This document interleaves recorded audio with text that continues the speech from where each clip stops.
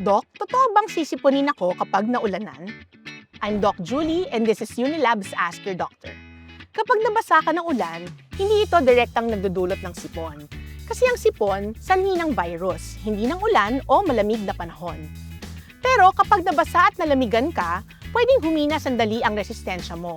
Dahil dito, mas madali kang kapitan ng sakit, lalo na kung may nakasalamuha kang may sipon o kung nandiyan na sa loob ng katawan mo ang virus.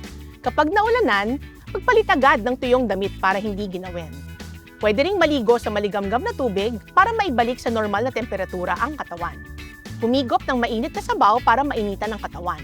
At palakasin ang resistensya sa pamamagitan ng masustansyang pagkain, pag-inom ng vitamins at pagtulog sa tamang oras. Ako po si Doc Julie hanggang sa susunod na episode ng Ask Your Doctor. Unilab quality yan.